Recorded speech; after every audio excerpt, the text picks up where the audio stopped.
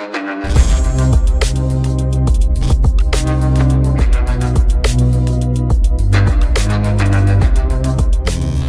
علیکم گائز، کیسے ہیں آپ؟ امید کرتا ہوں کہ آپ سب خیریت سے ہوں گے، خوش ہوں گے، اور ہماری دعا ہے کہ ہمیشہ خوش رہیں، ہنستے اور مسکراتے رہیں۔ میرا نام ہے رحمان انور، میں ہوں اور میں ظفر اقبال، اور آج ہم جس ویڈیو پر ریئیکٹ کرنے جا رہے ہیں، اس ویڈیو کا ٹائٹل ہے وائی اینٹی گورنمنٹ پروٹیسٹ ان گلگت بلتستان۔ تو دیکھتے ہیں ویڈیو کہ سی پیک کشمیر پاکستان کہ یہ سب کیوں ہو رہا ہے اور کیوں وہاں پر پروٹیسٹ بہت زیادہ ہو رہے ہیں۔ تو ویڈیو ہے سید مزمل صاحب کی، تو کرتے ہیں ویڈیو سٹارٹ اور دیکھتے ہیں کہ بھائی عزت۔ تو مین اسٹریم پاکستان جو کہ 2 سے 3 شہروں کا نام ہے، اگر آپ وہاں رہتے ہیں اور آپ نے گلگت بلتستان کے مسائل جاننے ہیں تو یہ آلموسٹ امپاسبل ہے، کیونکہ پاکستانی میڈیا کے اندر اس سے متعلق کوئی بھی رپورٹنگ نہیں ہوتی۔ جب بھی گلگت بلتستان کا نام آئے گا تو وہ صرف 2 سے 3 ایکزوٹک ایشوز کو لے کر آئے گا۔ پہلا یہ کہ وہاں پر ٹورسٹ جا کر بہت انجوائے کر رہے ہیں فیملی کے ساتھ، دوسرا یہ کہ وہاں پر برف باری ہو رہی ہے، باہر کا موسم آ گیا ہے، سردی بہت ہو گئی ہے تو ویدر کی رپورٹنگ ہو جائے گی، تیسرا یہ کہ کوئی فیسٹیول شروع ہو گیا ہے وہاں پہ، جیسے ابھی ونٹر سپورٹس گالا ہو رہا ہے وہاں پہ، تو اس کی تصویریں لوگوں نے سوشل میڈیا پر شیئر کیں، مین اسٹریم میڈیا پر نیوز پیکیجز بنے، لیکن اسی دوران گلگت بلتستان کے لوگ جو کہ -10 ٹیمپریچر میں سڑکوں پر بیٹھ کر 10 دن سے احتجاج کر رہے تھے، اس کو ٹوٹلی اوائڈ کیا گیا، کیونکہ وہ تو وہاں کے عام لوگوں کے فضول سے مسائل ہیں، آپ نے کیا کرنا ہے اس کے بارے میں جان کے، ہے نا؟ کیونکہ ہم تو صرف وہاں جاتے ہیں انجوائے کرنے، تصویریں لگانے، اس کے علاوہ انسٹاگرام کی ریلز بنانے کے لیے جاتے ہیں، اور ادھر عطابات لیک کے اوپر جا کے ہم بوٹنگ کر کے آ جاتے ہیں، اور اس کے علاوہ ہمیں کچھ معلوم نہیں ہے کہ وہاں پر لوگوں کی پلائٹ کیا ہے، وہاں پر ہیلتھ سیکٹر کا کیا حال ہے، ایجوکیشن کا کیا حال ہے، نوجوان خودکشیاں کرتے ہیں وہاں پر ڈپریشن میں آ کے، وہاں پر ڈیولپمنٹ کتنی ہو رہی ہے، وہاں پر عام لوگوں کی گریونسز کیا ہیں، اس بارے میں جاننے میں ہم بالکل انٹرسٹڈ نہیں ہیں، کیونکہ ہمارے پاس ٹائم نہیں ہے۔ آج بات کرتے ہیں کہ یہ احتجاج جو ریسنٹلی ہوا جس میں ہزاروں لوگوں نے شرکت کی، اس کی وجہ کیا ہے، اور دوسری چیز یہ کہ اس کو لیڈ کون کر رہا تھا۔ تو پہلی بات تو یہ ہے کہ اس کی رپورٹنگ ہندوستان میں ہوتی رہی ہے، مختلف چینلز پہ میں نے دیکھا ہندوستان کے اس کو رپورٹ کر رہے تھے، لیکن بالکل ڈسٹارٹڈ۔ وہاں پر یہ بتایا جا رہا ہے کہ یہ لوکلی کوئی سیسیشنسٹ موومنٹ چل گئی ہے اور وہ کہہ رہے ہیں ہم نے انڈیا سے الحاق کرنا ہے، تو ظاہری بات ہے آپ کو وہاں سے تو کوئی ایکوریٹ رپورٹنگ نہیں ملے گی، جبکہ آپ خود بھی نہیں کر رہے۔ آپ اس کو کاؤنٹر کرنے کی بجائے آپ نے دکھانا ہی بند کر دیا کہ وہاں ہو کیا رہا ہے، اور نیریٹو وہ والا پریویل کر گیا جو کہ تھا ہی غلط۔ ایون کہ کچھ آرٹیکلز میں مجھے ہنسی آئی پڑھ کر، یہ لکھا ہوا ہے کہ گلگت بلتستان کے لوکل لیڈر منظور پشتین نے کہا ہے، میں کہا بھائی وہ تو وہاں کا لوکل لیڈر ہے ہی نہیں، وہ تو ادھر گیا ہی نہیں، آپ کو کس نے کہا ہے کہ وہ وہاں پر موجود ہے؟ تو اتنی مس رپورٹنگ وہاں پر، فیک نیوز چلتی رہی، لیکن ہمارا میڈیا اس پہ خاموش رہا، کیونکہ برین ڈیڈ ہے، آتا نہیں ہے نیریٹو کو کاؤنٹر کرنا اور جینوئن ایشوز کو ہائی لائٹ کرنا۔ تو ذرا ہم نے سوچا کہ ہم اس کو تھوڑا سا ذمہ داری سے ہائی لائٹ کر دیں آج۔ تو عوامی ایکشن کمیٹی اور انجمن تاجران گلگت بلتستان کی طرف سے یہ احتجاج ہو رہا ہے، اور یہ دونوں تنظیمیں مل کے جو مطالبات ہیں اس کو وائس کرنے کے لیے کال دے رہی تھیں۔ 28 دسمبر کو ٹوٹل ہڑتال تھی گلگت بلتستان کے اندر، اور مطالبات ان کے 3 سے 4 ہیں۔ سب سے بڑا پہلا مطالبہ ہے، اور وہ یہ ہے کہ لوگ کہتے ہیں کہ ہماری زمینوں پر لینڈ مافیا یہاں پر قبضے کر رہا ہے اور اس کو کوئی روکنے والا نہیں ہے۔ ڈیموگرافکس چینج کیے جا رہے ہیں، اس کی ایک لمبی تاریخ ہے۔ گلگت بلتستان میں پاکستان بننے سے پہلے، پارٹیشن سے پہلے، لیٹ 19 سینچری کے اندر سکھ امپائر کا راج تھا جو کہ لاہور سے رول کرتی تھی، اور اس امپائر نے وہاں پر اسکردو، استور اور گلگت میں جو زمینیں ہیں اس کو اپنے جو ہے نا وہ تسلط میں لینے کے لیے کچھ لاز بنائے وہاں پہ۔ لیٹر آن خالصہ سرکار لاز بھی کہا جانے لگا ان کو، اور اس لاز کے تحت یہ تھا کہ 2 چیزیں تھیں۔ پہلا تھا اسٹیٹ سبجیکٹ رول، اور وہ یہ تھا کہ گلگت بلتستان کے باہر سے آ کر لوگ وہاں پر پراپرٹیز نہیں خریدیں گے تاکہ ڈیموگرافکس چینج نہ ہو۔ ادروائز یہی ہوتا ہے کہ باہر سے سیٹلرز آ جاتے ہیں اور وہ زمین کا بڑا حصہ ایکوائر کر لیتے ہیں، اور پاپولیشن کے ڈائنامکس بدل جاتے ہیں، پالیٹکس چینج ہو جاتی ہے، اور اس سے وہاں کے جو لوکلز ہیں، جو کہ انڈیجنس لوگ ہیں، ان کے رائٹس جو ہیں وہ چھن جاتے ہیں۔ تو اس کو روکنے کے لیے اسٹیٹ سبجیکٹ رول وہاں پر بنایا گیا۔ نمبر 2 جو دوسرا قانون تھا وہ تھا خالصہ سرکار لاز۔ وہ یہ تھا کہ وہاں پر جو کلٹیویبل لینڈ ہے، یعنی کہ جس زمین پہ کاشتکاری ہو سکتی ہے، صرف وہ وہاں کے لوگ ایکوائر کریں گے۔ اس کے علاوہ جو بیرن لینڈز ہیں، جو بنجر زمینیں ہیں، وہ اسٹیٹ کی پراپرٹی ہے۔ تو اس رول کو گلگت بلتستان کے لوگوں نے بڑا پروٹیسٹ کر کے، بڑی مزاحمت کر کے اس کے خلاف احتجاج کیے، اور 1947 میں پاکستان آزاد ہوا، لیکن गिलगित बल्तिस्तान का रीजन डोगरा राज से 1948 में आज़ाद हुआ। इसका मतलब ये है कि उनकी तारीख देखें कितनी मुख्तलिफ है कि वो आज़ादी भी आपसे अगले साल जाकर हासिल कर रहे हैं। तो उसके बाद फॉर्मली पाकिस्तान का हिस्सा गिलगित नहीं था, क्योंकि यूएन रेजोल्यूशंस के मुताबिक और जो हिंदुस्तान और पाकिस्तान की कानून साजी हुई उसके मुताबिक गिलगित को एक स्पेशल स्टेटस मिला कश्मीर का हिस्सा होने के नाते, और वहाँ के कश्मीर को, हिंदुस्तान के कश्मीर को भी एक स्पेशल स्टेटस मिला, जो कि मोदी साहब ने 2019 में 5 अगस्त को रिपील किया, आर्टिकल 35 से और 370 को रिपील करके। तो यहाँ पर उस पर बड़ी तनकीद हुई कि इससे वहाँ पे डेमोग्राफिक्स चेंज हो जाएंगे, लोग बाहर से आके सेटल होना शुरू हो जाएंगे। लेकिन इस साइड पर भी कुछ उस तरह का ही रुझान देखने को मिला, जिस वजह से लोग इस टाइम सड़कों पर एहतजाज कर रहे हैं। तो महाराजा हरी सिंह जो कि महाराजा थे कश्मीर के, जब उन्होंने एक्सेशन डॉक्यूमेंट साइन किया तो उसके अंडर कश्मीर को स्पेशल स्टेटस मिला था, और पाकिस्तान में भी उसी को कंटिन्यू होना था, और हुआ भी ऐसे ही। तो जो वहाँ के लोग थे वो शुरू से खालसा सरकार लॉस के ख़िलाफ़ थे, और वो एसएसआर के हामी थे, यानी कि स्टेट सब्जेक्ट रूल के, ताकि लोग बाहर से यहाँ पर ना आएँ और खालसा लैंड जो है वो दोबारा से रियासत के हाथ में ना चली जाए। तो उस ग्रीवेंस को देखते हुए उन्होंने पाकिस्तान की रियासत से इल्हाक करने को पसंद किया, और इसीलिए किया ताकि वो खालसा सरकार लॉज जो थे उससे जान छूटे। लेकिन हुआ इस तरह से कि वही खालसा लॉज को दोबारा से मटीरियलाइज करना शुरू कर दिया गया यहाँ पे, और उनकी जो सारी ग्रीवेंस थी वो डोगरा राज से निकलने के बावजूद वैसी की वैसी रही। तो 1967 का लैंड रेवेन्यू एक्ट जो था उसको ज़िया साहब ने आके रिपील किया, वायलेट किया उसको, और उसके बाद जो ज़मीन थी वो कुछ पेमेंट करने के बाद कुछ इंडिविजुअल्स को मिलना शुरू हो गई, जिसके खिलाफ लोगों ने आज तक आवाज़ बुलंद करना शुरू की हुई है कि ज़िया साहब के दौर में जो हुआ वो गलत था, क्योंकि वो 1967 का जो लैंड रेवेन्यू एक्ट था उसकी वायलेशन थी। उससे ये हुआ कि हुकूमत ने उसके बाद ज़िया साहब के टाइम के बाद कहना शुरू कर दिया कि जो भी ज़मीन किसी भी फ़र्द के नाम पर नहीं है वो रियासत की है। तो लोगों ने कहा कि भाई डोगरा राज से हमने आज़ादी इसीलिए ली थी कि वहाँ पर ये खालसा लॉस थे, अगर आपने हमारे साथ फिर वही करना है तो ये तो मिसकमिटमेंट हो गई। इसके अलावा जो गिलगित बल्तिस्तान के वकला हजरात हैं, जो लॉयर्स फॉरम्स हैं वहाँ पर मुख्तलिफ, वो सब भी यही कहते हैं कि यूएन के कवानीन के तहत ऐसा नहीं हो सकता कि आप बाहर से आके प्रॉपर्टी ख़रीद लें यहाँ पर, और इसके अलावा रियासत जो है वो लैंड माफिया को एम्पावर करके वहाँ पे अगर ज़मीनों पे कब्ज़ा करती रही तो डेमोग्राफिक्स बदल जाएंगे। और ऐसा हुआ भी है, क्योंकि वहाँ पर जो अहले तशी कम्यूनिटी थी वो आहिस्ता आहिस्ता आउट नंबर हो गई, और अब भी वहाँ पर एक पोलराइजेशन का माहौल इसीलिए देखने को मिलता है कि वहाँ पर लोग ये कह रहे हैं कि हमारी ज़मीनों पर जो कब्ज़ा है ये हमारी पूरी सोसाइटी को ख़राब कर देगा। तो पहला मुतालबा तो ये है कि जो खालसा सरकार लॉज हैं इनको रिपील किया जाए, रियासत इस तरह से प्रॉपर्टी एक्वायर ना करे, और स्टेट सब्जेक्ट रूल को दोबारा से बहाल किया जाए, यानी कि बाहर से आके लैंड को एक्वायर करने को इलीगल करार दिया जाए। ये है पहला और सबसे बुनियादी मुतालबा। दूसरा मुतालबा ये है कि जो टैक्सेस आयद किए जा रहे हैं वो इलीगल हैं। उसकी वजह यह है कि हम पाकिस्तान का फॉर्मली हिस्सा नहीं हैं, और आपने हमसे अग्री किया था कि हमें सब्सिडी दी जाएगी, टैक्सेस नहीं लगाए जाएंगे, और इस सब्सिडी को UNCIP रेजोल्यूशन के तहत गारंटी किया गया था, जिसमें यह कहा गया था कि गिलगित बल्तिस्तान का जो रीजन है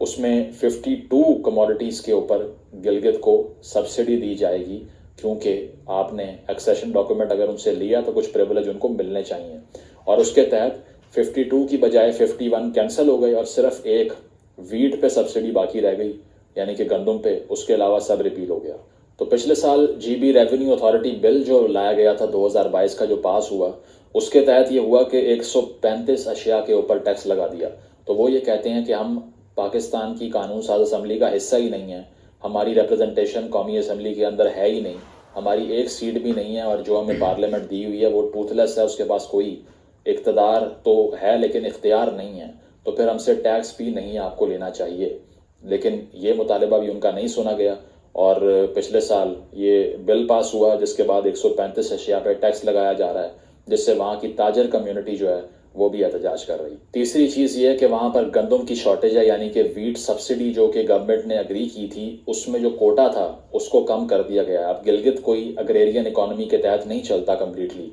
क्योंकि वहाँ पर वीट जो है वो बाहर से आती है। ये अग्री किया गया था कि 16 लाख बोरियां गंदम की दी जाएंगी उनको सालाना, जो कि अब कम करके 14 लाख कर दी गई हैं, जिससे वहाँ पे गंदम का बहरान है, और लोग ये कह रहे हैं कि हमारे पास खाने को रोटी नहीं है, اور ہمارا کوٹا جو کم کیا ہے اس کو دوبارہ سے بحال کریں۔ تیسرا مطالبہ یہ ہے کہ بجلی وہاں پر نہیں دی جاتی، تقریباً 22 گھنٹے کی لوڈ شیڈنگ کا سامنا ہے وہاں پر لوگوں کو، شدید سردی میں جہاں ٹیمپریچرز -20 تک پہنچ جاتے ہیں۔ وہ یہ کہتے ہیں کہ دریائے سندھ جو کہ اس ریجن کا سب سے بڑا دریا ہے، وہ پاکستان میں انٹر ہی گلگت بلتستان سے ہوتا ہے، جس کے اوپر بہت سے ہائیڈل پاور پروجیکٹ لگائے گئے ہیں، جیسا کہ داسو ڈیم آپ دیکھ لیجئے یا بھاشا ڈیم کی بات کی جاتی ہے، اور منصوبے لگے ہوئے ہیں، وہ اسی دریائے سندھ پر ہیں جو وہاں سے آ رہا ہے۔ تو وہ یہ کہتے ہیں کہ یہاں پہ ریزیڈنٹس کو بجلی نہیں ملے گی تو اور کس کو ملے گی؟ یہ وہی گریونس ہے جو بلوچستان کے لوگ کرتے ہیں کہ گیس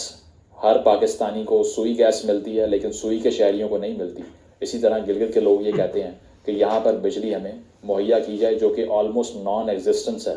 بجلی کی۔ اگر 24 میں سے 22 گھنٹے بجلی نہیں آ رہی تو آپ لائف کو امیجن کریں کہ کیسی ایک کیو کے اور غار کے دور کی زندگی ہوگی وہاں پہ بغیر بجلی کے۔ تو یہ ساری چیزیں 2015 کے بعد سے انٹینسیفائی ہونا شروع ہوئی ہیں، کیونکہ سی پیک کے نام پر جو زمین ایکوائر کی گئی اسٹیٹ کی طرف سے، اس پہ بہت سے لوگوں کو اعتراض رہا، اور وہاں پر کچھ ریجنز کے اندر آپ نے دیکھا ہے ریڈیکلزم بھی پھیلا ہے، اور طالبان کی وارننگز بھی آتی رہتی ہیں، ویڈیوز بھی آتی رہتی ہیں، جو کہ پیسفل کمیونٹی ہے۔ مطلب میں جا کر پورے ریجن میں پھرا ہوں، گلگت، سکردو، ہنزا، ہر جگہ پر میں نے اس سے زیادہ امن پسند لوگ اور اتنے لٹریٹ اور اتنے پروگریسو لوگ پورے پاکستان میں نہیں دیکھے، جہاں پر خواتین کاروبار کر سکتی ہیں اور تعلیم لے سکتی ہیں مردوں کے برابر، اور وہاں پر خواتین کو ڈومیسٹیکیٹ کرنے کی کوئی بات نہیں کرتا۔ ایسے ریجن کو پاکستان کا ایک کہنا چاہیے کہ سینٹرل پوائنٹ ہونا چاہیے تھا، جو پوری دنیا کو آپ دکھائیں کہ یہ ہمارا پروگریسو معاشرہ ہے۔ لیکن انفارچونیٹلی وہاں پر ڈیپریویشن اتنی ہے، وہاں کنیکٹیوٹی کے اتنے مسائل ہیں، وہاں پر انٹرنیٹ اکثر جگہوں پر نہیں ہے، روڈ نیٹ ورکس نہیں ہیں، جس سے لوگ اتنا سفر کرتے ہیں کہ وہ اس کلچر کو پروجیکٹ نہیں کر پاتے اوور آل دنیا میں۔ تو ان احتجاجی تحریکوں کو اگر دیکھا جائے تو گورنمنٹ کی طرف سے نیگوشیٹ کرنے کی کوشش تو کی گئی ہے اسٹیبلشمنٹ کو ساتھ ملا کر، اور 1 مہینے کا وقت دیا گیا ہے ان تمام ایکشن کمیٹیز کی طرف سے کہ 1 مہینے میں ہمارے مسائل حل نہ ہوئے تو دوبارہ احتجاج کریں گے۔ تو اب ہونا کیا چاہیے؟ ہونا یہ چاہیے کہ آپ سیاسی سطح کے اوپر ان مسائل کو حل کریں۔ میں بالکل مانتا ہوں کہ بہت سی زمینیں ایسی ہوتی ہیں جو کہ ریاست کو درکار ہوتی ہیں، جو کہ سیکیورٹی کے لیے بڑی اہم ہوتی ہیں، جیسے وہاں پر بارڈرنگ ایریاز میں ہیں، لیکن اگر آپ لوگوں کو کانفیڈنس میں لے کے سیاسی نظام کو امپاور کریں گے تو اس سے ہمارا ہی فائدہ ہے۔ گلگت ایک وہ ریجن ہے جو پاکستان کے لیے بہت سا ریونیو جنریٹ کرتا ہے ٹورزم کے تھرو، اور وہاں پر پوٹینشیل بہت میسو ہے ٹورزم کی، پوری دنیا جو ہے وہ اس سے استفادہ کر سکتی ہے، جو کہ اکثر سوئٹزرلینڈ جیسے ملک جو کہ اپنی سینریز کو ایکسپلائٹ کر کے پوری دنیا میں ایک پازیٹیو پروجیکشن کرتے ہیں اپنی، پاکستان اس سے بالکل ڈپرائیوڈ نہیں ہے، لیکن اس کے باوجود یہ جو لوکل مسائل ہیں یہ اس راہ میں حائل ہو جاتے ہیں ہمیشہ جیسے ہی ہم نے کوئی ڈیولپمنٹ کی بات کرنی ہے، اور یہ اسی لیے ہوتے ہیں کہ لوکل سطح کے اوپر آپ بات کرنے کے عادی نہیں ہیں، آپ کو بات کرنا پسند نہیں ہے، ٹیبل ٹاک آپ کرتے نہیں ہیں، ہر چیز فورس سے کروانے کی کوشش کرتے ہیں اور اس کا ہمیشہ بلو بیک ہوتا ہے۔ تو ہم نے بہت سے سبق سیکھے ہیں پاکستان کے اندر، بنگلہ دیش کا سبق بھی ہمارے سامنے ہے، اور جگہوں پر بھی جو موومنٹس چل رہی ہیں وہ ہمارے سامنے ہیں۔ اگر اس طرح کی ڈیوائسونیس کو ہم نے اوائڈ کرنا ہے تو ہمیں کرنا یہ پڑے گا کہ سیاسی نظام کو امپاور کریں، اور کوئی بھی فیصلہ کرنے سے پہلے بجائے اس کے کہ لوگوں کے گلے میں اس فیصلے کو زبردستی اتارا جائے، ان سے بات کی جائے، کنسنسس کیا جائے، ایک پولیٹیکل سسٹم کو امپاور کیا جائے تاکہ لوگوں کے کانفیڈنس میں یہ ساری چیزیں ہوں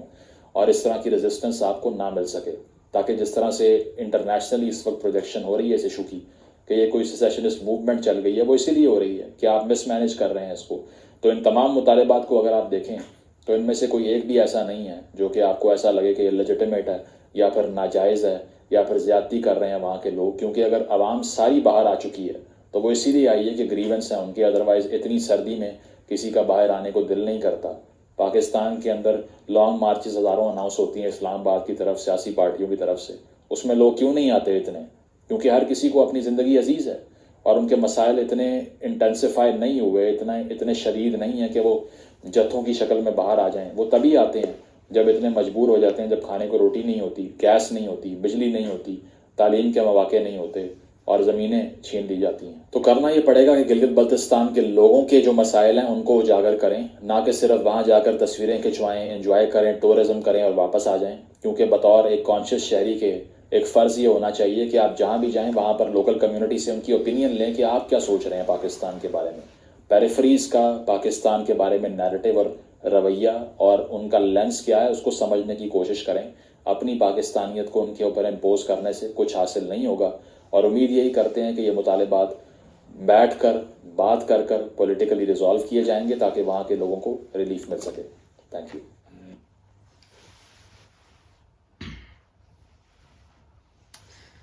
بالکل, کیونکہ یہاں پر سید مزمل صاحب نے اچھا ایکسپلین کیا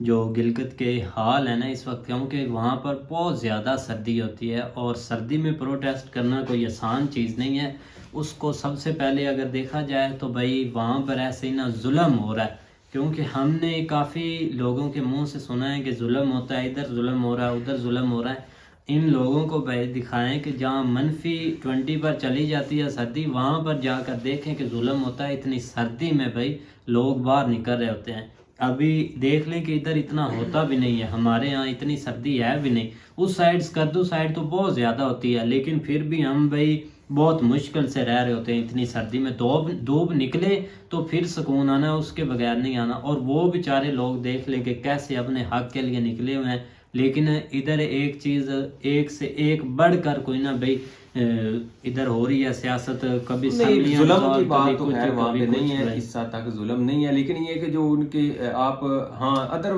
دوسرے لفظوں میں آپ کہہ سکتے ہیں جب ان کی حق تلفی ہو رہی ہے تو پھر آپ اس کو یہ لفظ دے سکتے ہیں, لیکن یہ کہ زیادتی ان کے ساتھ اسی طرح ہی ہے. کیونکہ آپ نے کچھ دن پہلے ایک ویڈیو بھی بنائی تھی کہ جس میں وہ یہاں تک کہ آرمی کے آفیسرز جو ہے نا ان کو دھکے دے رہا تھا کہ آپ یہاں سے نکلے, یہ ہماری زمینیں ہیں, ٹھیک ہے نا. تو سید مزمل صاحب نے بالکل صحیح بات کی ہے کہ وہاں پہ زمینوں کا ایشو بالکل زیادہ جو ہے نا وہ کافی حد تک اٹھا ہوا ہے, اور اس چیز کو جو ہے نا وہ ختم کرنا, اور یہ واقعی ریئلٹی ہے اس چیز کی. کیونکہ اب جو ہے نا وہ جان بوجھ کے جو ہے نا وہ ایک آپ یہ کہہ لیں کہ وہاں کے لوگ بہت حنبل مزاج ہیں اور وہاں پہ اس طرح کے مسئلے مسائل ہیں. اور آپ لٹریسی ریٹ اگر دیکھیں تو آپ کو گلگت بلتستان کا سب سے زیادہ نظر آئے گا, کیونکہ وہاں پہ بہت زیادہ میچور پڑھے لکھے لوگ ہیں. اور جس طرح انہوں نے بتایا وہاں پہ شانہ بشانہ جو ہے نا وہ تعلیم لڑکیوں کو بھی ملتی ہے.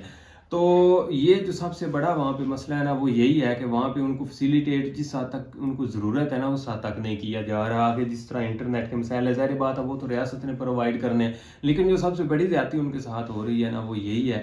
کہ ان کے اوپر جو ٹیکس لگے ہیں نا وہ سب سے بڑی زیادتی. کیونکہ ان کا نام کا نمائندہ ادھر ہماری اسمبلی میں موجود ہے نہ, کہیں بھی نہیں ہے, ٹھیک ہے نا. اگر آپ ان کو قانون سازی کے اندر لیتے ہیں یا سارا کچھ کرتے ہیں پھر آپ کہہ سکتے ہیں کہ آپ ان کے اوپر سب کچھ کریں. جب وہ اس چیز میں انوالو بھی نہیں ہے تو پھر آپ کس حد تک جو ہے نا وہ ان کو مطلب ٹھیک بات ہے. اب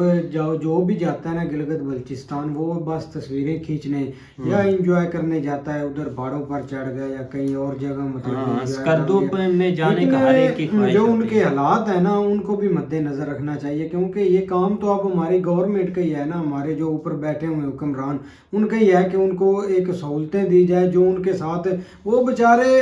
پہلے کام کافی سلو ہو گیا تھا, کافی نارمل کام ہو گیا تھا, لیکن اب سے پھر سے سٹارٹ ہو چکا ہے. کیونکہ ادھر ایک تو طالبان نے ادھر مطلب کوئی نہ کوئی جو بھی ایک تھوڑی سی ڈائریکشن اس سائڈ کے اوپر طالبان نے کی ہے, بالکل زمینوں پر قبضہ کیا, اور جو ایک ادھر وہ بھتہ لے رہے ہیں جو بھی ہے نا مطلب کو شام کو ایسے طالبان نکلتے ہیں, اور جو بھی ایک جس کا ایک سرتا بنتا ہو جو پیسے ٹھیک ٹھاک کماتا ہو اس سے بھائی یار روز وہ بھتہ لیتے ہیں, اگر نہیں تو چال بھی تو جا. جب ایک بندے نے کمانا اور جو اس کو بھائی بچت ہوگی وہ لے جائیں گے تو پھر اس بیچارے نے وہاں کام کیا کرنا بھائی. یہی تو ریزن ہے جس کی وجہ سے وہ بھائی نکل رہے ہیں. بھتہ تو ادھر چلتا ہے, وہ تو ٹھیک بات ہے, بھتے کی کوئی اس میں مطلب کہ لیکن آپ دیکھو نا یار آج کے دور میں اگر آپ کو بجلی نہیں مل رہی, ٹھیک ہے نا, 18 سے 22 گھنٹے آپ کو اگر لائٹ نہیں ملتی تو پھر ظاہری بات ہے آپ وہ پرانے دور میں رہ رہے ہیں. بالکل, کیا ان کا دل نہیں کرتا کہ ہمیں جو ہے نا وہ ساری چیزیں ملیں. پچھلی ویڈیو میں بتا چکا ہوں کہ گیس ہمارا ادھر سے آتا ہے اور ان کے پاس ہی سوئی گیس نہیں ہے. یہ بھی ایک بہت بڑی زیادتی ہے. اور اور ہمارے بڑے ڈیم ادھر بنے ہوئے ہیں گلگت بلتستان میں. 1-2 مانتھ بھائی ایک لوگوں نے ڈپریشن میں آ کر نا ایک خودکشی وہ کر رہے ہیں, بہت زیادہ ٹینشن ہو رہی ہے اس سائڈ پر, جس کا ہم نے کبھی سنا ہی نہ تھا کہ ادھر سے کوئی بیڈ نیوز آئے گی یا کچھ اور ہوگا. کیونکہ क्योंकि उधर लोगों का एक मतलब कि उनके पास एक डायरेक्शन है, एक उधर टूरिस्ट आते हैं वो उन मतलब उधर उनसे किराया भी लेते हैं, उन्होंने होटल बनाए हुए हैं बहुत खूबसूरत। अब ना वो मतलब कि चला लेते हैं निज़ाम जैसे भी चलाना, लेकिन अगर ऐसा करेंगे ना तो फिर ज्यादती है, ज़ाहिर बात है, फिर वो सड़कों पर ही अभी देख लें कि एक टूर्नामेंट हो रहा था, वो जो ग्राउंड बना हुआ है ना भाई बर्फ की साइड के, बर्फ के दरमियान भाई साइड पे इतनी बर्फबारी हो रही है भाई, वो इंटरनेशनल न्यूज़ बना हुआ था, इतनी ज़्यादा उससे पिक्चर पे शेयर की जा रही जैसे सैयद मुजम्मिल साहब ने बोला है, लेकिन देख लें कि वो उसके पीछे की कहानी देख लें कि किस तरह वो चीज़ें जा रही हैं भाई। आपका वहाँ पे जो है ना वो बहुत बड़ा पोलो का टूर्नामेंट होता है वहाँ पे गर्मियों में, बहुत बड़ा, ठीक है ना, और पूरी दुनिया से वहाँ पे लोग आते हैं, तो तो मतलब ये है कि उनके पास बहुत कुछ है, उनको मुस्लिम सहल पहले इतने नहीं थे, ठीक है ना, लेकिन अब जो है ना अब ये जिस तरह ये इन्होंने पाकिस्तान के हालात किए हैं, मतलब बाकी साइड के, तो ये चाहते हैं कि उधर भी कुछ ना कुछ हो और हमें जो है ना उधर से भी, और हम तो उनको भाई जी इस चीज़ के ऊपर दाद देते हैं कि वो इतनी बड़ी तादाद में निकले हैं, उन्होंने एक अच्छा एहतजाज रिकॉर्ड करवाया। आप देख रहे हैं कि किस हद तक लोग जो है ना वो वहाँ पे निकले और इतनी बड़ी तादाद, इतनी मतलब घरों के घर ही बाहर निकल है, और हम तो भाई यही चाहते हैं कि उनको जो है ना भाई जो भी उनके मसले मसाइल हैं वो हल होने चाहिए। ये बहुत अच्छी चीज़ है, ये मामला हाईलाइट हुआ है, क्योंकि अब जब इंडिया की तरफ से बहुत सारी न्यूज़ चली तो ऑटोमेटिक इधर के मीडिया ने कोशिश की कि हम जो है ना वो सैयद मुजम्मिल साहब खुद जो है ना वो